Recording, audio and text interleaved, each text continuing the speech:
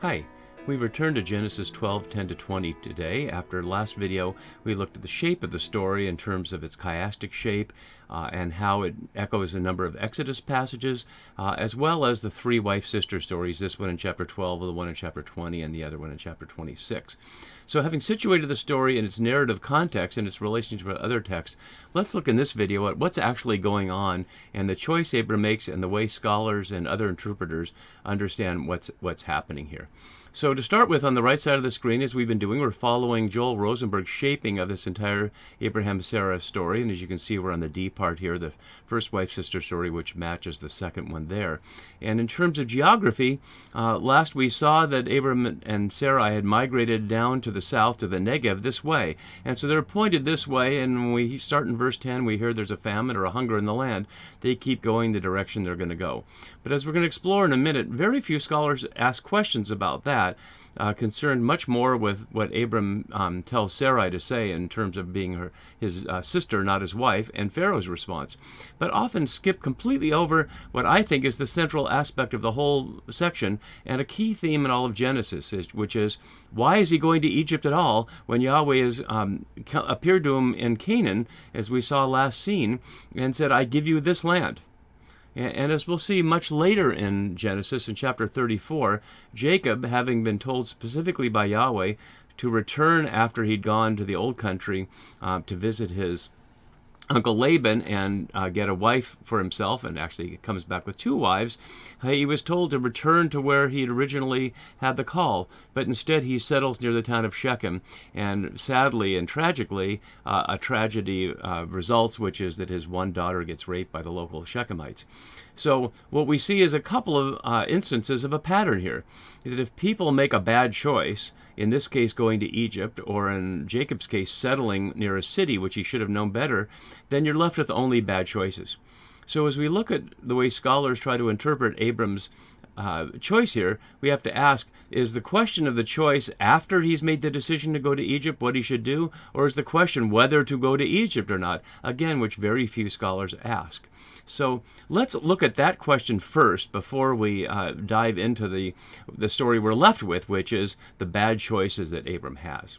So consider here, first of all, what food source were we imagining they've been eating ever since they left Ur in the first place, traveling the 1,000 kilometers up to Haran with Terah, his dad, and then the 700 or 800 kilometers down through through Canaan from Haran, and now down to Egypt. Plainly, these are not agricultural people. They're not settled, so they're not planting crops at all, and we have no reason to think they have the knowledge of how to do that. Plainly, they have animals, and we already saw in the issue of the Nephesh, the Nepheshim that they have with them. The New RSV translated that earlier as persons, but it could have simply been animals. It simply means living beings. And there's no way that these people would have traveled on this long journey without bringing some animals with them. It would just be a standard thing for the journey, knowing that food would be scarce, so why would you not bring your own animals? There's no reference in the verses we've seen so far about the food issue. It will come up a number of times, as we'll see throughout Genesis, and I've often suggested in other contexts, the question of where we get food or where one turns for food is perhaps the central faith question in the entire Bible, going from the Exodus story of the manna all the way through Jesus leading disciples into the wilderness and asking them to provide food rather than going back to buy some, and really all the way to the book of Revelation, as we can see in my Revelation series in Radical Bible. So we know from the larger biblical context that the question of food and relying on God for food is a key issue. And of course, it's been a key issue in Genesis. In fact, it was the issue in the Garden of Eden. Should they eat what God provides, or should they also eat from this tree that God said not to eat from? And if we recall, or if you haven't watched those videos, the punishment, the curse, is to be sentenced to agriculture.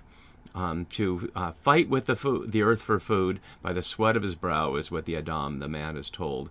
And the woman is sentenced to patriarchy, to have painful childbirths, many childbirths, and to be subject to her husband. So agriculture in Genesis is the curse. What God's intention was for people to eat what God provides. And even after the flood, there's no provision for agriculture. After the flood, it's you may eat animals. And Noah does plant a vineyard, but there's no sense that he's become a farmer in general.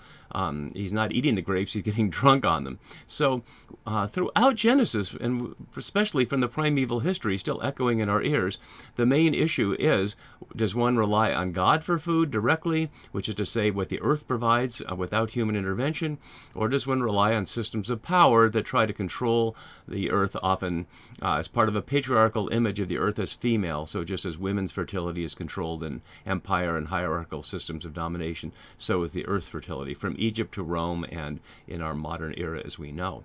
So what other choices did they have? Well, to keep eating the food that they were eating. I note just to start that the word translated famine here, ra'av, simply means hunger, and there is no separate word for famine, although we'll look particularly at the modern understanding of famine in a moment. And notice it also says in the land without saying how widespread in the land. It's repeated twice in the verse. Here the famine was severe, using interestingly the word kabad, which can mean heavy, and we'll see it again in chapter 13 right here, coming right up. It can also mean glory. So it would be strange to say the famine was glorious in the land. Certainly that's not the case, but the heaviness is indicating the intensity. But it doesn't indicate how widespread it is. And so one option is to just continue to eat the animals they have, but another is to recognize all the local peoples whom we haven't seen. The narrator told us the Canaanites are in the land, but as I noted last video, it seems like he's traveling, or 2 videos ago, it seemed like he was traveling through this territory, never encountering any other humans, despite the fact that there are cities and other kinds of habitations along the way. So one of the options is he could consult with the local Canaanites. And certainly Genesis is not coming from a presupposition, as are books like Deuteronomy and Joshua, that when you enter into the land you shall have no dealings with these local people, but try to destroy them through a holy war. Treat them like an infection, like a virus, that if you get it will ruin you. But there's nothing of that here. Yahweh has not said anything about what to do about the Canaanites. The narrator has simply told us they're in the land, and Yahweh said, I will give you, quote unquote, this land, without specifying which land it was. So presumably all these local peoples of the land have a system for what to do when there's some cause for lack of food. But Abram doesn't make the choice of consulting with the locals. And the other option could be to just turn around. They were out here in the worst part of the desert here, and maybe that's the whole issue, is that they're in an uninhabitable place and there's no food there. Why couldn't they go back here and up to the coastal areas? And as we've seen, this map doesn't show it. It's pretty green along the coast there. This is much like California. So if there was drought or some other cause down here, perhaps there would have been food up there. So in other words, he had many choices. Perhaps those choices would have been smooth or flawless. When there's an injustice in the world, the response to it is never going to be perfect. But certainly likely a better option than the one he chose. And let's just look briefly at this note here from the Historical Causes of Famine. This taken from the Middle East Studies Pedagogy Initiative on essential readings on the history of modern famine in the Middle East, as you can see there. And they note a number of causes, but I want to focus on the bold red piece there in the center. The fact that famines are man-made and driven by the actions and inactions of political and military elites has not always been a foregone conclusion. Which is to say, as we start our chapter, our passage here in 12:10 in Genesis over here, let's not give the illusion that this was a natural phenomenon or that Yahweh did it. In fact, Yahweh is not mentioned anywhere in this passage. This is something that happens because humans have somehow disordered the food supply. Not to say there can't be drought and other natural climatic issues, not the way we experience it in the age of growing climate change. Obviously, climate changes from year to year, and there are always patterns of larger rainfall and less. But when there's drought in one place, the rain must be falling somewhere else. The earth is a closed system, and the rain has to go somewhere. So if it's not in one place, it would be another place. And certainly the option of going some other place would be an issue. But the fact that it's named this is to suggest there's some kind of injustice. There's something that's gone wrong, and we're not told what it is exactly, but something has interrupted the food supply. And without any thought about it, Abram goes down to Egypt to reside there as an alien, without asking Sarai, apparently, and without considering options. In other words, he acts out of fear. And let's go a couple more verses of the big picture, just seeing the part we see on the screen, before we can look at some of the ways that scholars interpret this. So when he was about to enter Egypt, he said to his woman Sarai, I know well you are a woman beautiful in appearance, and when the Egyptians see you, they will say, this is his wife. Then they will kill me, but they will let you live. So that's the fear he's concerned about. And here's the proposal. Say you are my sister, so that it may go well with me because of you, and that my life may be spared on your account. And if I go down a couple of verses just to see, there's no response from Sarai.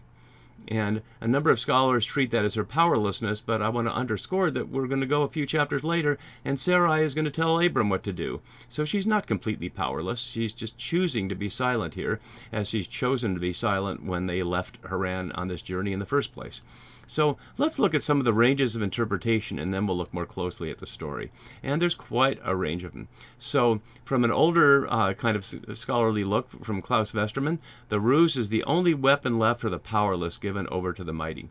Notice that Westermann puts us in terms of class relationships of the Egyptians and Abram, but no concern about Sarai. But Will Gaffney, a womanist reader, which is to say an African-American woman reading from that perspective, says a hip-hop womanist reading of this text would say that he pimped her out, based on the fact that he's going to be rewarded, having implicitly offered Sarai's sexuality to the Egyptians. Marvin Sweeney, a Jewish commentator, notes, in a patriarchal society, Abraham takes action that constitutes the ultimate humiliation for a man precisely because of his desperation at the situation in which God placed him. In other words, the humiliation of having to rely on a woman to save his life. Ilana Roshkow, obviously a woman writing also from a Jewish perspective, says, since discourse often reflects hidden desires, perhaps Abraham's real motive is to receive gifts from the Egyptians. He sees Sarah as expendable because she has no child. And that's not the only interpreter to see it that way. John Levinson, another Jewish interpreter, offers this.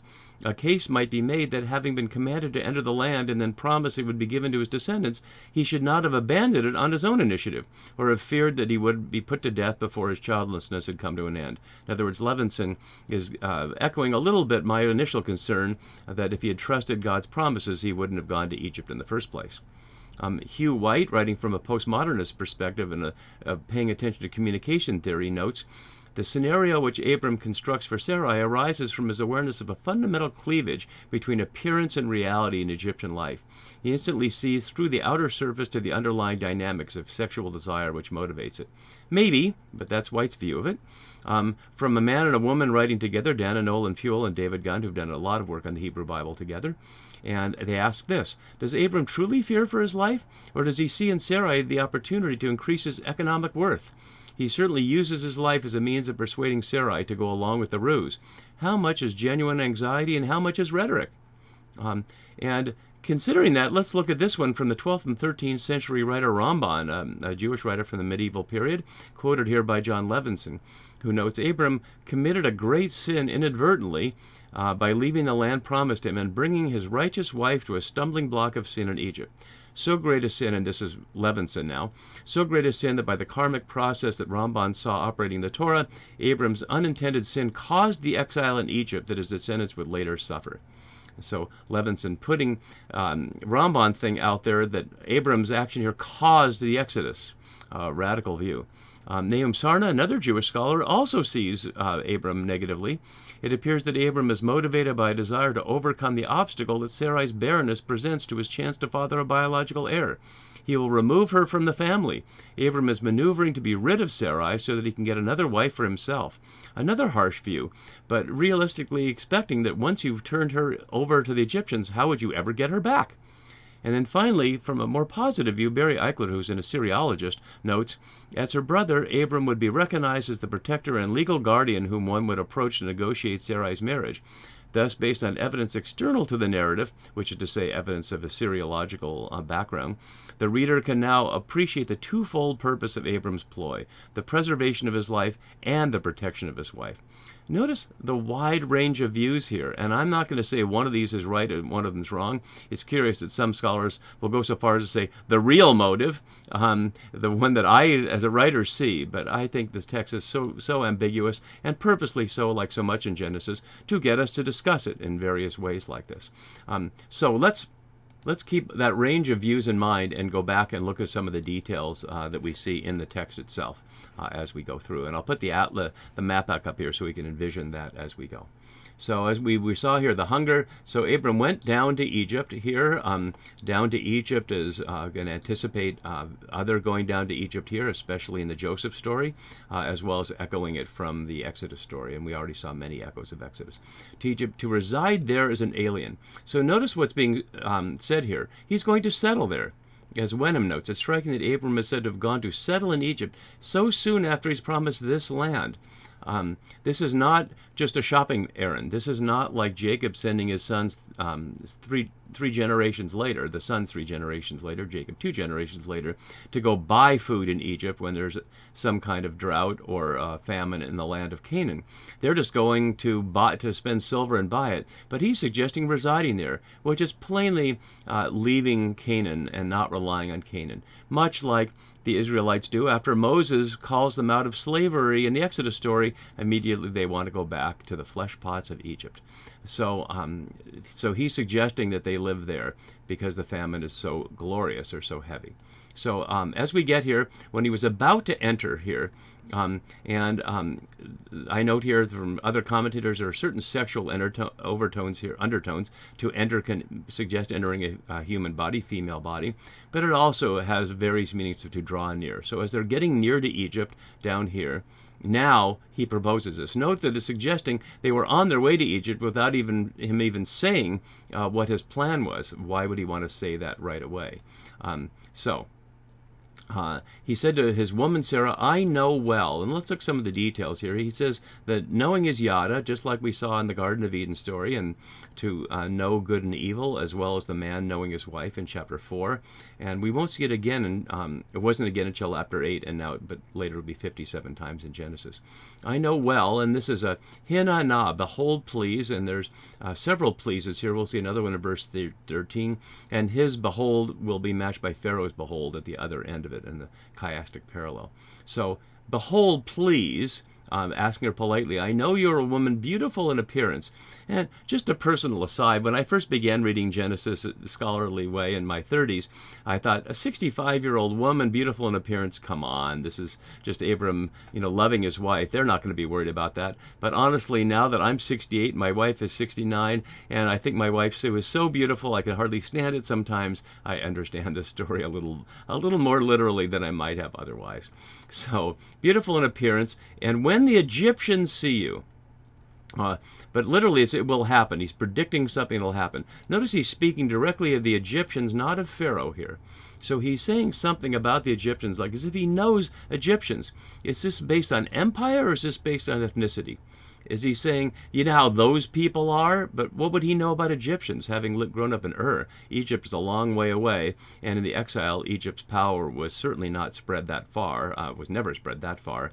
It was certainly spread farther than Egypt, but not as far as Ur. So there's no reason to think he would know much about the Egyptians, unless he's just generalizing here. But his assumption is they will say here, and notice how he's putting their words in the text here. This is his woman, and they will kill me, but they will let you live. The issue there is that they would just take. It's anticipating, although the audience would already know it, the story in 1 Samuel 8, where Samuel, taking Yahweh's word, tells the Israelites who are asking for a king, using the verb take 6 times. This is what kings do. They take, take, take. So it shouldn't surprise us here, but this isn't about kings. This is just about the Egyptians in general. So they would see him as expendable, and they would let her live. Notice he doesn't say here, they will take you in and have sex with you or make you part of their harem, but they will just let you live. And so it seems like it's a choice of one life or another. But this is what he offers her to do in that face. Say you are my sister, so that it may go well with me because of you, and that my life may be spared on your account. There are a number of details we need to look at there, and my notes down here are the ones we've already seen from the chart of various options. This is where the second please is, as Sarna notes, not an order but a respectful plea. Please say you are my sister. And Zokovich, who we noted in the last video, quote from him, he notes the use of sister as a term of endearment for a beloved woman in Egypt as a basis for why Abram could expect to fool the Egyptians, that he could say, this is my sister. And he notes how in Song of Songs, here's one example that you can see, sister is used for a beloved. So that's one possible way to suggest it's not exactly a lie, that romantic sister rather than biological sister. But the idea that it may go well with me because of you and that my life may be spared really makes him sound pretty darn selfish here, that it's not about her. And if she's to say you're my sister and they will let her live, what was he imagining is going to happen to her and to him? As some scholars have said, that he's suggesting that they end their marriage to save his life. Sarna suggests here that this whole thing is a hendiadys, two clauses put together to express a single thought. My life may be spared, it may go well with me, as a single concern, highlighting that that's what's on his mind. So that's the plan, and we hear no response from Sarai. And because I've already gone 20 minutes on this video, I think I'll stop there and we'll pick up with the response of the Egyptians in the next video. See you then. Bye-bye.